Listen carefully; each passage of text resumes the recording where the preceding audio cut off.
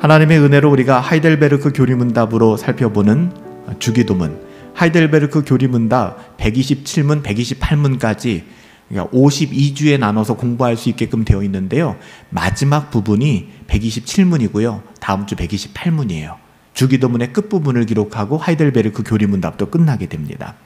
127문은 6번째 간구이기도 하거든요.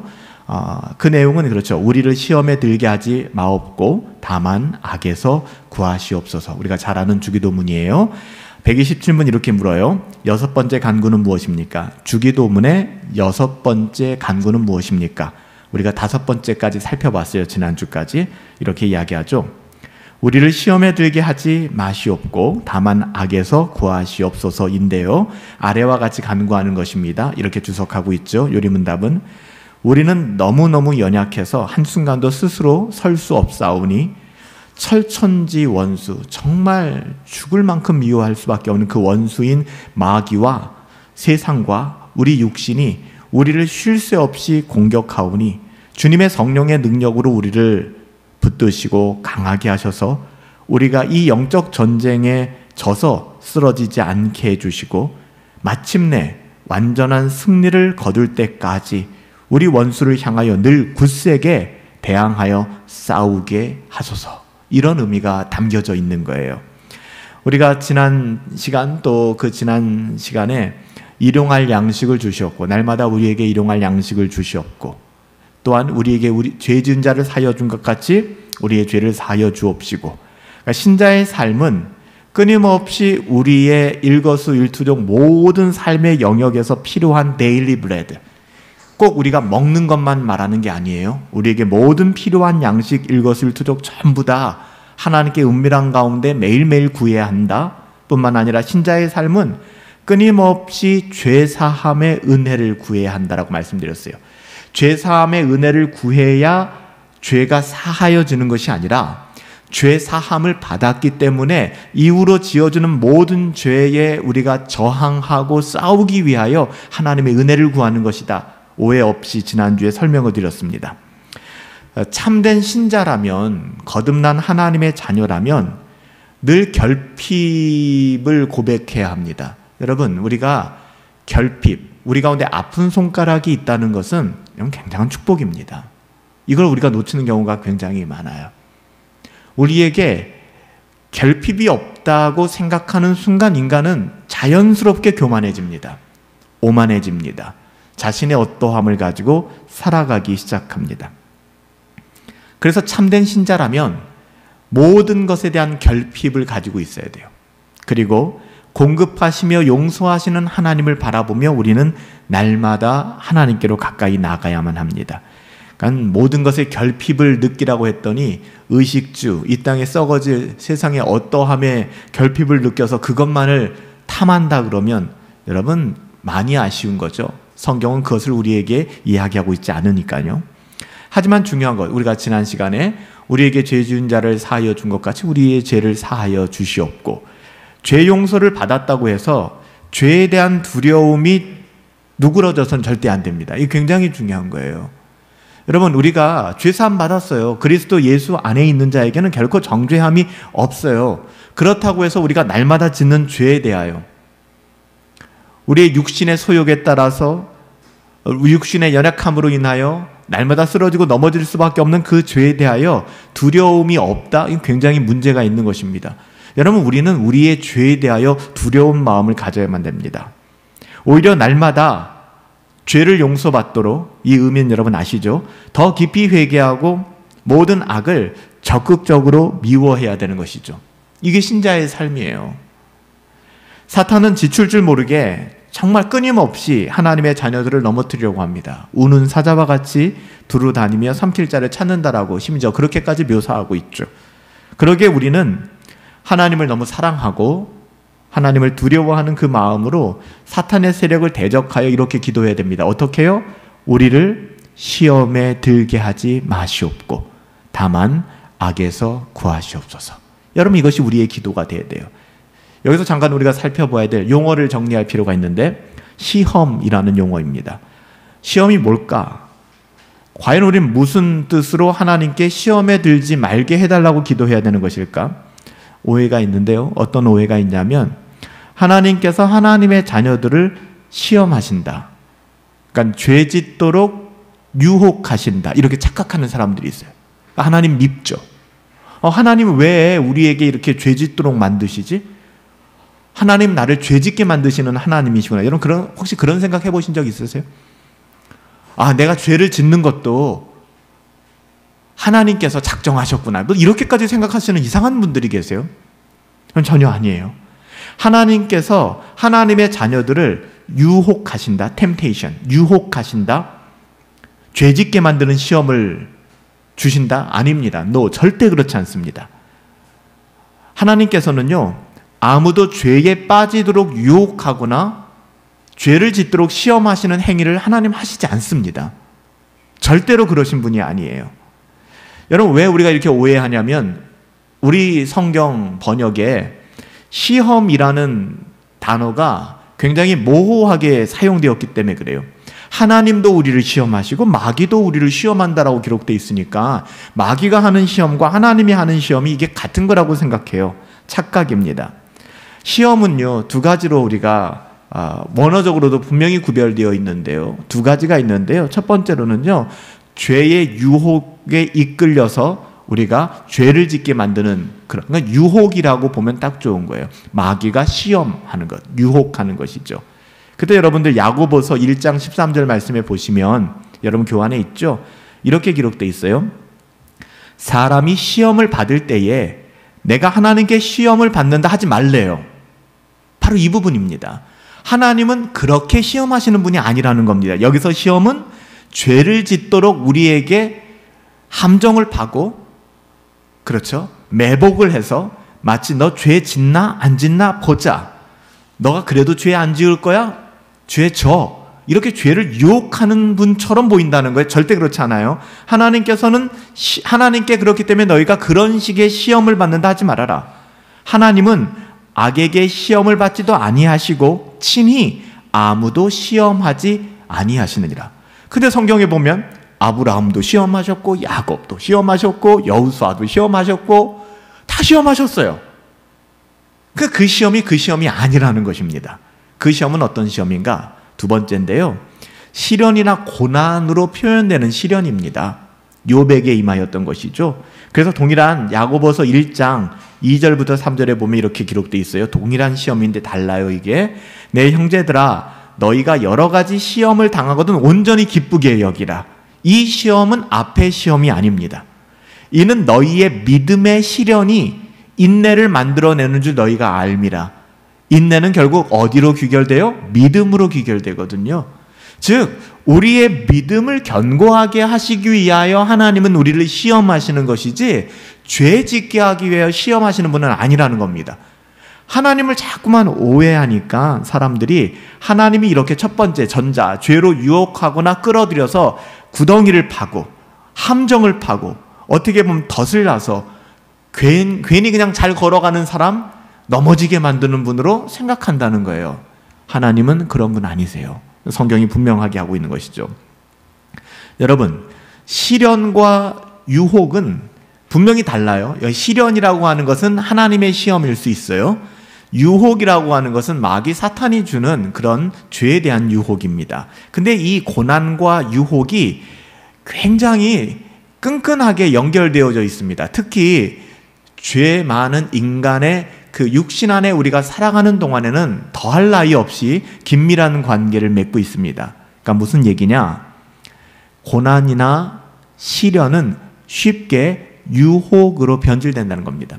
하나님께서는 우리들에게 그런 목적이 아닌 우리의 믿음을 견고하게 하시기 위하여 시련을 주시고 고난을 주시고 시험하셨는데 우리의 죄성이 거기에 연합되어지니까 사탄이 그걸 가지고 유혹하는데 그 유혹에 넘어가 버린다는 거예요. 그러니까 하나님이 의도하신 방향과는 전혀 다른 방향으로 우리가 가게 된다는 것이죠. 죄인이기 때문에. 그래서 하나님이 우리에게 허락하신 시련은 너무 선한 것인데 그것이 인간의 어떠함으로 말미암아 유혹으로 바뀌게 된다는 것입니다. 하나님께서는 우리의 믿음을 연단시키기 위해서 시련을 주세요. 고난, 또 뭐 시험이라고도 번역되어 있어요. 근데 이런 시련은 우리의 죄악된 마음, 타락한 우리의 본성과 육신의 연약함 때문에 죄로 유혹되는 시험으로 변질되게 된다는 거예요. 변질되는 겁니다. 마귀가 변질시키는 것이죠. 그래서 항상 하나님께서는 고난과 시련을 통해서도 역사하시지만 솔직히 그보다 더 무서운 게 뭐냐 하면은요, 우리가 대박 터졌다. 와, 진짜 인생 잘 됐어. 너무나도 끌리는 제안들, 썩 괜찮은 상황들이에요. 여러분, 이것들이 우리에게는 더 좀 견디기 힘든, 넘어가기 쉬운 그런 유혹이 될 수 있다는 것입니다. 보세요. 우리 가운데 어떤 제안이 있습니다. 자녀 양육에 대해서. 우리가 하나님의 자녀답게 희생과 포기와 가난과 고난을 그의 몸속에 체휼시키며 정말 내 아이가 하나님의 자녀답게 살아가기를 원하는데 어쩌다 보니 내 아이가 영재로 판명이 났어요. 그리고 뭔가 특출나대요. 뛰어나대요.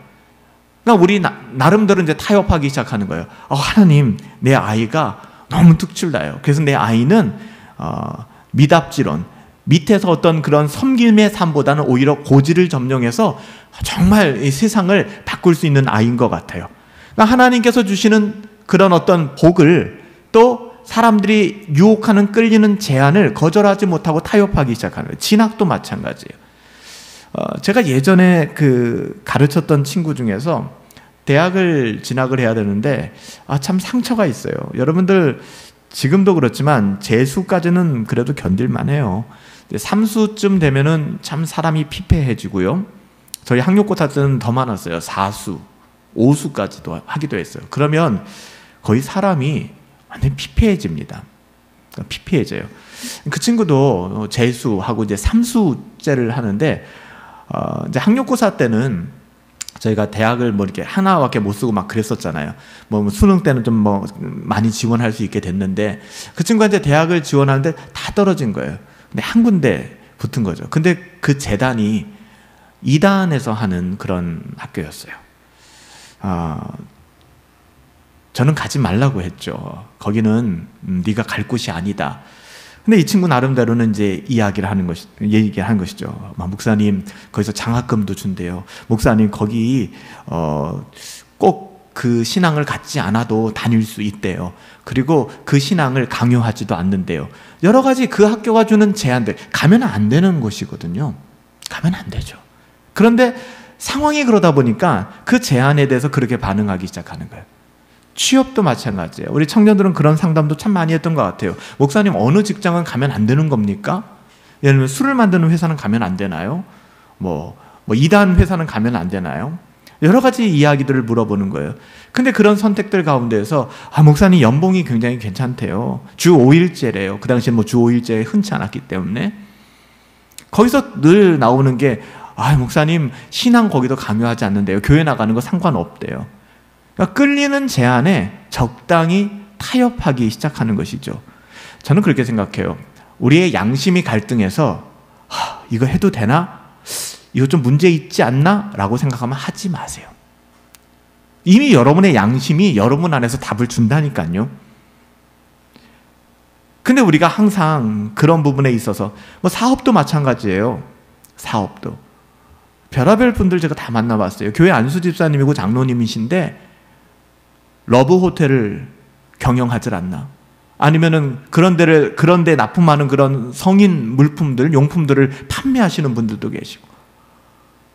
나중에 알게 된 거죠. 그러니까 놀라운 거예요. 어떻게 이게 가능할까? 마귀 사탄은 놀라운 제안을 하겠죠. 너 대박 터질 수 있어. 이 아이템 하면은 이거 블루오션이야. 제가 새벽 말씀 묵상 때도 여러분들 잠언 말씀 나누면서 이야기 드리지만 성경은 이자를 받는 일이나 그렇게 돈을 불리는 일에 대해서 아주 엄격하게 금지하고 있어요. 오늘날은 그것이 합법화되어 있죠. 그래도 그런 방식으로 우리가 뭐 주식도 단타를 한다거나 비트코인을 산다거나 이런 말이 얼마나 구시대 유물처럼 느껴지겠습니까? 목사님, 이런 시대에 그런 말씀하시면 이거 너무나 시대에 동떨어진 이야기입니다. 하지만 성경은 그렇게 부를 축적하지 말라고 이야기합니다. 그렇게 부를 축적하는 것 자체가 사단의 아주 교묘한 제안이고 유혹이죠. 괜찮다라고 얘기하는 거예요. 연애도 마찬가지 아니에요? 불신자와 연애하면서 그런 마음을 주는 거예요. 놀라운 거죠. 불신자와 연애하면서 내가 전도할 거예요. 불신자와 결혼하면서 내가 신앙이 있게 만들 거예요. 이게 얼마나 교만한 건데요. 자기가 하나님이에요. 이게 어떻게 가능합니까? 그러니까 끌리는 제안, 사탄이 주는 제안이죠. 아, 이 친구 너무 좋아요. 스펙도 너무 좋고 생긴 것도 내 스타일이고 성격도 내 스타일이고 근데 신앙이 없어요. 아니죠. 그런데 사탄이 주는 끌리는 제안에 넘어갈 수밖에 없는 거예요. 여러분, 만약에 이 끌리는 제안들이 경건 생활을 무너뜨리는 것이라면, 그 직장에 들어가서 그 대학에 들어가서 그 사람과 사귀고 그 사람과 결혼해서 내 신앙이 퇴보한다면 여러분, 이것은 사단의 유혹인 것입니다. 우리가 우리의 삶의 일상에서 절대로 굴복해서는 안 될 영역이에요. 오히려 이런 제안은 우리의 신앙 고백이 진실함을 입증시킬 수 있는 기회로 삼아야 됩니다. 아, 내가 믿었던 그 신앙을 내가 증명해야 될 때구나. 이게 쉽지가 않아요. 그것과 아무 상관이 없을 때는 자녀 양육, 진학, 취업, 사업, 연애, 결혼 여기에 아무것도 걸리지 않을 땐 눈이 반짝거리면서 맞아요 목사님, 이해가 안 돼요. 그 어떤 상황에서도 우리가 신앙을 지켜내야죠 라고 얘기합니다. 그런데 거의 한결같이 자녀를 낳고 자녀를 기르고 진학하게 되고 취업하게 되고 사업하게 되고 연애하고 결혼하면은 다 바뀌어요. 거의 다. 이 분별을 못하는 거예요. 아쉬울 때가 있죠. 아, 이 상황 속에서 우리의 신앙 고백의 진실함을 입증할 수 있는 기회인데, 하나님이 이걸 입증하라고 우리에게 주시는 테스트인데, 때로는 이것을 거절할 수 있고 이것을 포기할 수 있는 용기가 하나님을 기쁘시게 하는데 그 문턱을 못 넘어가니까 인생이 꼬이기 시작하는 겁니다. 넘어지기 시작하는 거예요. 여러분, 신앙생활에 있어서 절대 명백한 하나님의 말씀의 그 기준에 있어서 하나님께서 주시는 시험이라면 우리가 믿음으로 이겨내야 되고, 사단이 주는 시험이라면 뒤도 돌아보지 말고 이거는 아닌 겁니다. 이건 토론의 주제가 돼서는 안 됩니다. 토론의 주제가 돼서는 안 돼요. 대부분 이제 청년들이 그럴 때가 많아요. 물론 장년들도 그렇지만 와서 상담을 합니다. 목사님, 이런 부분이 있는데 어떻게 하면 좋아요? 이미 답이 내려져 있어요. 본인도 알고 있어요. 그런데 본인이 포기하기는 너무 아쉬우니까 다시 한번 좀 승인하고 결제를 받아봐야겠다는 생각으로 목회자를 찾아옵니다. 근데 벌써 찾아온 그 사람은 거기에 대한 모든 기대와 거기에 대한 정답을 다 가지고 있거든요. 너무 답답한 거죠. 답을 줘도 한번 생각해 보겠습니다, 이렇게 이야기하지 좀처럼 잘 순종하지 않는 거예요. 자기 합리화에 빠져드는 것이죠. 이게 정말 두려운 것입니다. 여러분, 초대교회 시대 때는요, 가이사를 주님으로, 그러니까 로드십을 예수님이 아니라 가이사, 이 케사르, 가이사를 주님으로 고백하게 만들었습니다. 로마의 법이었잖아요. 초대교회 시대 때는요, 2000년 전에는 가이사를 주님으로 고백하지 않을 때 사자의 먹잇감이 됐습니다. 이때도 여러 가지 끌리는 제안들이 있을 거예요. 지금 당장만 네가 가이사를 주님이라고 얘기해. 아니잖아, 네 마음은. 다 알아. 무슨 가이사가 주인이겠어. 근데 네가 지금 죽으면 안 되잖아. 네가 부양해야 될 가족이 너무 많고 너는 너무 어리고 너는 너무 많이 가졌잖아. 그러니까 지금은 적당히 이렇게 이야기해도 하나님은 이해해 주실 거야. 이게 여러분 끌리는 제안이거든요. 여러분, 이 제안은 그냥 거절해야 되는 것입니다. 여러분, 이 제안을 넙죽넙죽 다 받아들이면 이 땅에 순교라는 것도 없을 것이고요, 고난이라는 것도 없을 것입니다. 사자의 먹잇감이 됨을 너무나도 잘 알고 있었지만 이런 고난의 시련은 불평과 원망의 가십거리가 된 것이 아니라 믿음의 선진들에게는 그들의 믿음을 증명할 수 있는 기회로 삼았다는 것입니다. 그들은 형장의 이슬로 사라져갔고 콜로세움에서 산산이 찢기며 비참하게 사자의 먹잇감이 되었습니다. 이 시간이 누군가에게서는 하늘 문이 열리고 하나님이 일어나시는 순교의 마르티스의 그 영광의 순간이었고 어느 누군가에게는 무시무시한 사탄의 유혹의 순간이었죠. 배교하게 되는 것이죠. 여러분, 왜 우리를 시험에 들게 하지 말아달라고 그렇게 기도하라고 주님이 가르쳐 주셨을까요? 믿음의 시련이 자주 육신의 유혹이 되기 때문에 그래요. 그러니까 하나님께서 우리를 테스트하셨는데, 그러니까 저는 글쎄요, 제가 특별나서라기보다는 그래도 항상 여러분들을 위해 기도하고 목회를 하다 보면은 그 성도님들을 좀 객관적으로 볼 때가 있어요. 아, 이게 지금 저분에게는 하나님이 주시는 테스트인데, 아, 이거를 좀 여름철의 냉수처럼 하나님 시원케 좀 이겨냈으면 좋겠는데 그렇게 못하는 것이죠. 믿음의 시련이 육신의 유혹으로 변질되기 시작하는 거예요. 이걸 볼 때 제일 안타까워요. 우리는 끊임없이 그렇기 때문에 경건을 추구하시고 기도해야 됩니다. 한시도 정말 놓치지 말고. 시련, 시험이, 하나님이 주시는 시험이 마귀 사탄의 유혹으로 변질되지 않도록 날마다 은혜를 구해야 돼요. 하나님, 전 연약합니다. 하나님 도와주십시오. 날마다 사모해야 되는 것이죠. 우리는 우리의 연약함을 너무나도 잘 알기에 죄꼬임에서 벗어나기 위한 이런 기도가 반드시 필요합니다. 하나님, 나를 시험에 들게 하지 마시고 하나님, 나를 악에서 구해주세요. 여러분, 이 기도는 굉장히 간절한 기도이고 매일매일 매 순간마다 기도예요. 그래서 주기도문의 6번째 간구, 우리를 시험에 들게 하지 마옵시고 다만 악에서 구하옵소서. 우리는 너무나 연약해서 한순간도 제대로 설 수 없사오니 철천지 원수 마귀와 세상과 우리의 육신이 쉴 새 없이 우리를 공격하오니 주님의 성령의 능력으로 우리를 붙드시고 강하게 하셔서 우리가 이런 영적인 전쟁에서 쓰러지지 않게 하시고 마침내 완전한 승리를 거둘 때까지 우리 원수를 향하여 포기하지 않고 늘 굳건하게 싸우게 하소서. 이 의미를 담고 있다고 하이델베르크 교리문답 127문이 가르치고 있는 겁니다. 우리는 이 기도를 통해 우리의 연약함을 인정함과 동시에 하나님, 나는 연약합니다. 그래서 여러분, 이 자리에 우리가 모이신 게 우리가 연약하다라는 것을 인정하니까 모인 거 아닙니까? 3일 밤에 이 자리에 오신다는 게 이게 쉬운 일이에요? 절대 쉬운 일이 아니지 않습니까? 저는 그렇게 믿어요. 이 자리에 여러분의 의로움을 증명하러 오신 분들은 아무도 없을 겁니다. 차라리 그럴 거면 집에 가서 편하게 누워서 TV를 보시고 드라마를 보시고 그렇게도 쉬시죠. 근데 우리가 불편한 환경과 상황 속에서도 이 자리에 온 것은 우리의 연약함을 인정하는 거잖아요. 하나님, 나는 안 됩니다. 그렇죠? 그 동시에 하나님의 은혜를 의지하는 거잖아요. 하나님 도와주세요.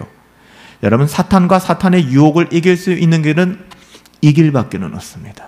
정말 only way예요. 내가 곧 길이요 진리요 생명이니 나로 말미암지 않고서는 아버지께로 올 자가 없다. 내심으로 자신의 어떤 그리스도인 된 성품, 나의 어떠함으로, 내 경건의 능력으로 여러분, 사탄에게 지지 않고 사탄을 분별할 수 있다?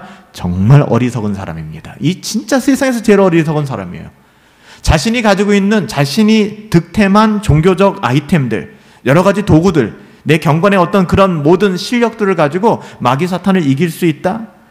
진짜 어리석은 사람입니다. 못 이겨요. 못 이겨요. 저도 예배당 문을 열고 들어오고 아침에 교회를 오고 또 할 때마다 느끼는 것은 저는 안 되는 거예요. 저로서는 불가능합니다.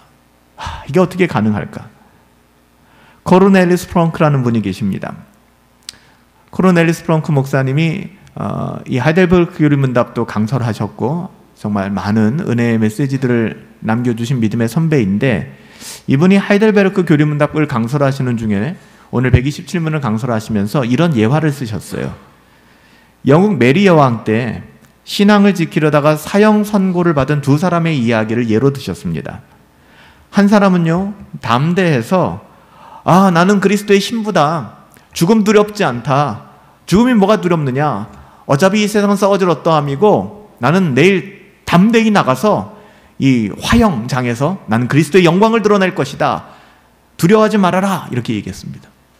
또 한 사람은 두려움 속에서 자신의 연약함을 인정하고 나는 화형장에 그 불이 뜨거울까 두렵습니다. 난 너무 연약합니다. 난 어떻게 해야 될지 모르겠습니다. 그랬더니 그 담대했던 사람이 당신은 너무 겁이 많습니다. 하나님을 바라보세요. 뭐 그렇게 얘기했어요. 근데 이 코르넬리우스 프랑크 목사님이 뭐 이거 팩트에 기반했는지 어땠는지 모르겠지만 뭐 메리 여왕 때 일이라고 말씀하셨으니까 결국에는 두 번째 그 연약했던 사람이 기꺼이 순교에 동참했고 첫 번째 그 사람은 배교하고 말았다는 거예요. 정작 그 화영장에 올라가니까 불을 지피려 하는 그 순간 너무나 두렵고 힘드니까 내가 그리스도를 배교하겠다라고 얘기하고 오히려 자신의 연약함을 인정하며 나를 위해 기도해 주세요. 나는 연약합니다 했던, 쉽게 얘기하면 기도했던 사람은 그 순교의 자리를 감당하게 됐다는 것이죠. 저는 굉장한 인사이트를 여기서 발견할 수가 있었어요. 아, 그렇구나. 신앙의 담대함이 굉장히 신앙 좋아 보일지 모르겠지만 교만한 거구나. 오히려 자신의 인정함을 내려놓고 자신의 어떠함을 다 내려놓고 나는 배교할 수밖에 없는 연약한 사람입니다. 나는 예배하지 않으면 순간순간 죄를 지을 수밖에 없고 나는 경건의 자리를 지키지 않으면 나는 그냥 세상의 어떠함과 똑같이 흘러갈 수밖에 없는 그런 우주의 찢기이기에 나는 그래서 새벽마다 말씀을 붙잡아요. 나는 수요 예배를 그래서 소중히 여겨요. 나는 예배의 가치를 그래서 놓을 수가 없어요. 이 사람이 훨씬 더 하나님 보실 때는 안전하다는 것입니다. 우리를 시험에 들게 하지 마시고 다만 악에서 구하옵소서를 계속해서 되뇌이며 살아가는 사람은 믿음 없는 사람이 아니라 믿음이 있는 사람이에요. 우리를 시험에 들게 하지 마옵시고 다만 악에서 구하시옵소서. 이런 기도를 하기 위해서는 여러분들 또 중요한 것은 죄악은 그 모양이라도 어떤 모양이라도 버리고 경계해야 됩니다. 이거를 그냥 립 서비스로 사용해서는 안 된다는 것입니다. 개혁신앙을 안다는 분들이 뭐 개혁신앙이고 뭐고 자꾸만 이거를 립 서비스로 아니면 자기의 지식의 자랑으로 사용하시는 분들이 너무 많아요. 너무 많아요. 너무 속상한 거예요. 어떤 사람은 그렇게 얘기해요. 아, 목사님, 존 파이퍼의 크리스찬 히더이즘, 크리스찬의 희락주의가 어떻고요? 아, 목사님, 튤립이 어떻고요? 어마어마한, 존 오웬의 죄주기가 어떻고요? 막 그런 얘기를 쏟아부어요. 근데 그 사람의 삶을 가만히 쳐다보면 음란함에 찌들어 있고, 더럽고 추악한 세상의 가치에 매몰되어 있고, 그냥 봐도 보이는 거예요. 여러분, 어떻게 생각하십니까? 저는 절대로 그런 상황을 미화시키고 싶지 않아요. 여러분, 데살로니가전서 5장 22절에 사도 바울은 악한 것은 그 모양이라도 버리라고 얘기했습니다. 여러분, 악을 모방하지 마세요. TV, 아니면 영화, 아니면 미디어 이런 데에서 정말 명백히 악한 문화들이 있거든요. 이 문화를 패러디하지 마시라고요. 교회는 그런 곳이 아닙니다. 예수님께서도 마태복음 26장 41절에 시험에 들지 않게 깨어 기도하라. 너희의 마음은 원이로되 육신이 연약하구나. 그렇기 때문에 내가 주는 테스트가 유혹으로 바뀌고 마는구나. 그러니까 기도해 라고 말씀하시는 거예요. 기도해. 여러분, 깨어 있는다는 것과 기도는 항상 같이 갑니다. 항상 같이 갑니다. 우리가 잠언 말씀 나눌 때 꽤 오래전에 잠언 5장 말씀 나눌 때 잠언 5장 8절에서 내 길을 그에게서 멀리하라. 그의 집 문 앞에 가까이 가지도 말아라. 음녀를 지칭하며 얘기하잖아요. 음녀는 음란한 여자 그렇게 얘기할 수 있겠지만 이 세상과 더불어 살아가는 이 세상의 모든 가치를 얘기하는 것입니다. 세상의 방식들. 그걸 어떻게 하라는 거예요? 술은 취하지 말라고 했지 마시지 말라고 하지 않았습니까? 라고 하시는 분들에게 말씀을 잘 보시면 술을 바라보지도 말라고도 했어요. 여러분들 자꾸 그런 논리로 대하지 말라고요. 내 길을 그에게서 멀리하라면 그냥 멀리하세요. 그의 집 문에 가까이 가지 마십시오. 그냥 그럼 됩니다.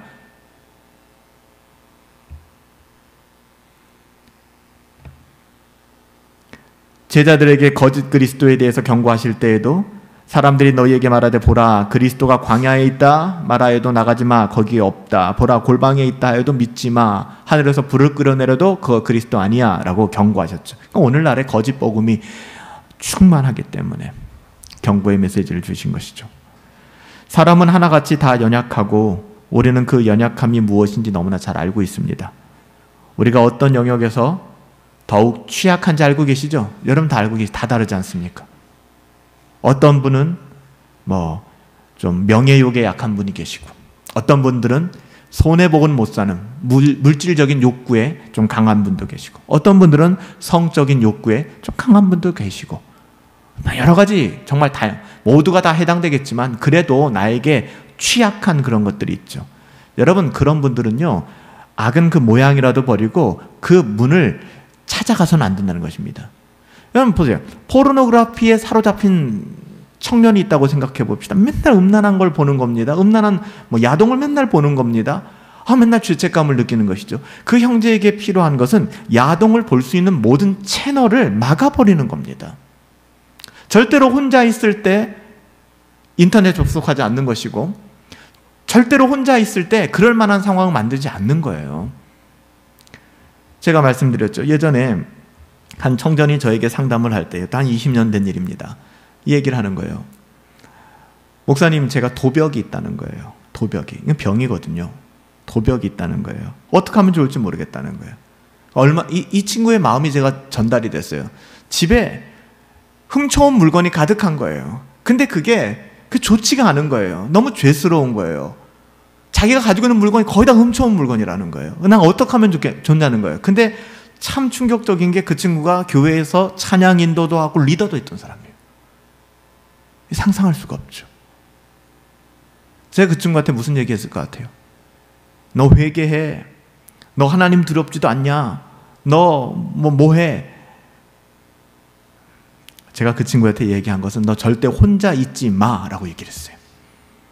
수련회를 가서 애들 가방 다 놓고 있는데 사람들이 밥 먹고 하느라고 싹 자리를 비잖아요. 그때 우연찮게 자기 혼자 남는 때가 있어요. 그럼 도벽이 병처럼 돋은 사람은 자기도 모르게 손이 가게 돼 있어요.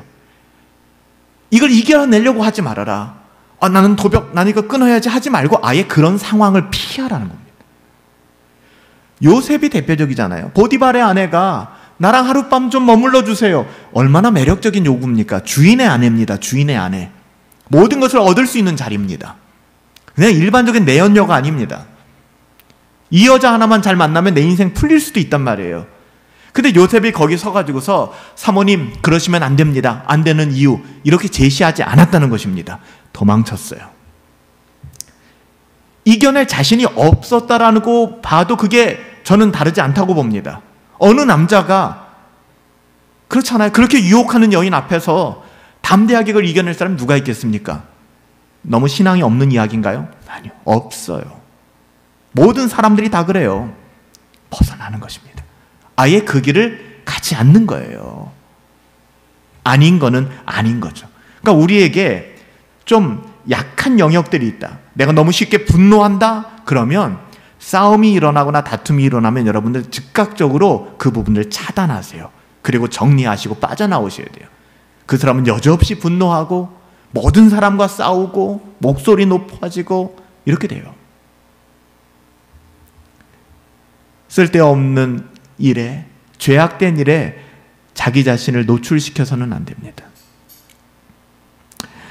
죄를 자신에게 방치시키면서 그럼에도 불구하고 여전히 죄를 먹고 마시면서 우리를 시험에 들게 하지 마옵시고 다만 악에서 구하옵소서. 야, 넌덜머리 나는 얘기 아닙니까 이거? 이러면 안 된다는 거예요. 찰스 스펄전 목사님이 이 부분을 설교하시면서 이렇게 말씀하셨어요. 어떤 사람은 교회에 가서 우리를 시험에 들게 하지 마옵시고 라고 기도한다. 그리고 시험이 어디 있는지 분명히 알면서도 곧장 그 자리로 달려간다. 그런 사람은 주님께 시험에 들지 않게 해달라고 구할 필요가 없는 사람이다. 주님과 그런 사람은 아무 상관이 없는 사람이기 때문에. 겉멋이 들어서 종교적으로 그렇게 구할 뿐이지 그냥 죄를 먹고 마시는 게 좋은 사람이 뭘 구해달래요? 여러분, 이 무슨 의미냐? 회심한 적이 없거나 거듭난 적이 없는 사람은 주기도문이 불가능합니다. 시험 오라 시험아 즐겁다. 시험이 나의 쾌락이로다. 이렇게 살아가는 사람이 무슨 시험에 들게 하지 마옵시고 다만 악에서 나를 구하옵소서라고 기도하겠어요. 악이 좋은데. 그래서 거듭나지 않은 사람에게 여섯 번째 간구는 의미가 없어요. 왜냐하면 이런 사람 속에는 이미 자연스럽게 악이 도모하고, 악이 이 사람의 삶을 도모하고 있고, 악을 도모하며 살아가고, 악을 먹고 마시는 게 즐거운 사람이기 때문에. 그래서 이 사람은 오히려 여섯 번째 간구가 아니라 주기도문에 처음으로 들어가서 우리의 죄를 사하여 주시옵고를 기도할 수 있어야 됩니다. 이 기도도 가능하게 되려면 내 죄가 죄로 인식되기 시작해야 돼요. 이게 진짜 그냥 되는 게 아니거든요. 여러분, 죄가 죄로 더 많이 인정되기 시작하는 것이 성화의 과정입니다. 처음에 예수 믿고 나서는 와, 이거 죄라고 생각했죠. 근데 이건 죄가 아니라고 생각했어요. 근데 예수를 믿고 10년, 20년 지나면서 이제는 이것도 죄고 저것도 죄로 느껴집니다. 죄에 대하여 더 민감해지게 되는 것이죠. 그래서 성화하면 할수록 우리는 더 많이 아파하고 힘들어지게 되는 거예요. 모든 것이 다 죄로 여겨지니까. 예전에는 사람을 죽여야 죄라고 느껴졌는데 이제는 사람을 미워해도 죄라고 느껴지고, 사람을 미워할 뿐만 아니라 이제는 사람을 사랑하지 않아도 그것이 죄로 느껴지니까 점점 더 성숙해지는 것이죠. 회심하지 않은 사람은 이런 기도 자체가 불가능한 거예요. 여러분, 우리를 시험에 들게 하지 마시고 다만 악에서 구하옵소서. 이 기도는 마지막으로 우리에게 승리를 주시는 주님, 그냥 적당히 시험거리가 있다 힘들어질 인생이 아니라 승리를 보장하는, 승리를 제한하는 기도라는 사실을 믿으셔야 됩니다. 시험을 받는 동안에 싸움이 치열하겠죠. 정말 치열하겠죠. 그렇지만 우리가 그 싸움의 현장에서 잠깐만 여러분 좀 시간을 멈추시고, 가끔 영화 같은 데 보면은 막 싸우다가 조용해지면서 딱 장면이 멈추는 거 있잖아요. 그렇게 멈춰보시고 여러분 그 싸움의 끝을 바라보시기 바랍니다. 이게 경건생활이거든요. 그 안에서 지지고 볶는 것이 아니라, 부안해동하고 막 살아가는 것이 아니라 잠시 침묵 가운데 그 끝을 바라보게 되는 거예요. 그래서 히브리서 기자는 너무 낙심해서 지금 금방이라도 쓰러질 것 같은 히브리 그리스도인들을 향하여 히브리서 기자는 이렇게 증언합니다. 히브리서 12장 12절에 그러므로 피곤한 손과, 너희의 손이 피곤한 거 안다. 그러므로 피곤한 손과 연약한 무릎을 일으켜 세우라. 그렇게 얘기해요. 믿음은 선한 싸움을 싸우는 모든 사람들, 믿음의 선한 싸움을 싸우는 모든 사람들은 그리스도로 인한 승리가 보장되어 있다는 사실을 궁극적으로는 신뢰하셔야만 됩니다. 기승전 과정이 어떻든 간에 그 결국은 우리는 승리하는구나. 예수님께서 악에서 구하시옵소서 이렇게 기도를 우리에게 가르쳐 주시고 너희는 그렇게 기도하라 하신 것은 하나님이 우리를 악에서 구해 주시고 우리에게 죄에 대한 온전한 승리를 주실 것을 전제로 하신 거예요. 지금 공갈을 치시는 게 아니라 이렇게 기도하라 하심은 그것을 이루어 주셨기 때문에 구하라고 말씀하시는 거거든요. 오직 예수님 안에 이런 승리가 가능하다. 우리는 이길 수 있어. 너희가 얼마나 오랫동안 져왔는지, 자주 져왔는지는 그 전혀 상관없어. 그런 얘기 하지 마. 순간순간 포기하고 싶은 유혹에 빠졌던 거 상관없어. 하나님 이렇게 말씀하시는 거예요. 포기하지 말고 끝까지 싸워. 내가 너를 도와줄 거야. 내가 너와 함께 할 거야. 네 안에 내가 있어. 너를 버리지 않겠어. 내가 너를 끔찍하게 사랑하고 있기 때문에. 이렇게 말씀하시는 겁니다. 오로지 그리스도 예수 안에 있는 하나님의 사랑과 성실하심으로 인하여 우리는 죄악과 그 치열한 싸움에서 능히 승리할 수 있는 것이죠.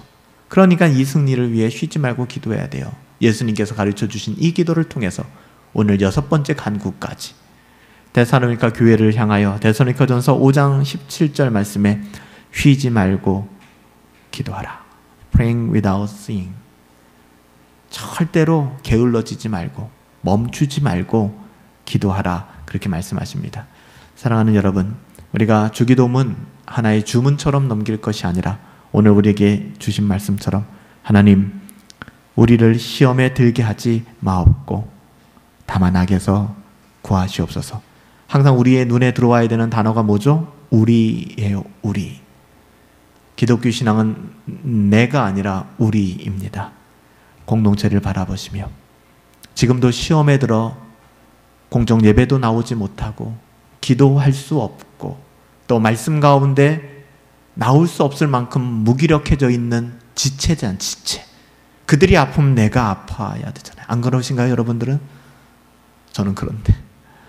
저는 성도들이 아프면, 성도들이 아프다는 게 환경과 상황이 힘들어지는 것보다도 신앙적으로 침체되어 있음을 느끼게 너무 마음이 아파요. 답답해지고 잠이 오질 않습니다. 우리를 시험에 들게 하지 마옵고 다만 악에서 구하시옵소서.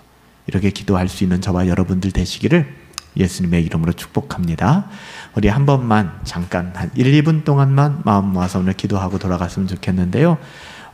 오늘 예수님께서 가르쳐 주신 이 6번째 간구를 통해서 하나님 우리에게 은혜를 주십시오. 시험에 들지 않게 하시고 모든 악에서 모양이라도 버리고 우리를 구원해 주십시오.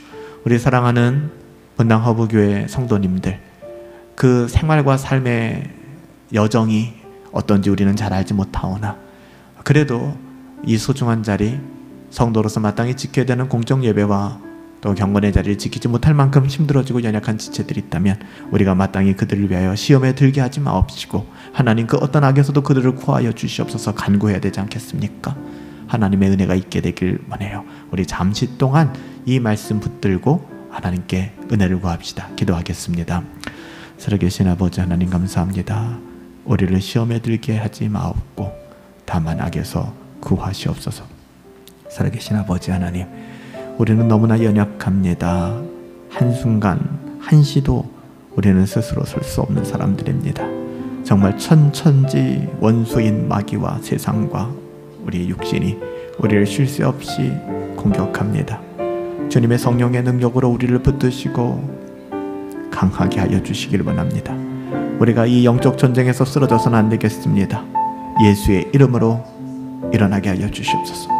회복의 은혜를 경험하게 하여 주시옵소서. 마침내 최후 승리 얻는 그날까지 우리 원수를 향하여 늘 굳세게 싸우게 하여 주시옵소서. 아버지 하나님, 일용할 양식을 구하듯 우리 신자의 삶 끊임없이 죄사함의 은혜를 구할 뿐만 아니라 시험에 들게 하지 않기를, 모든 악에서 우리를 구원하시기를 하나님 우리는 간절히 기도하며 살아가기를 원합니다.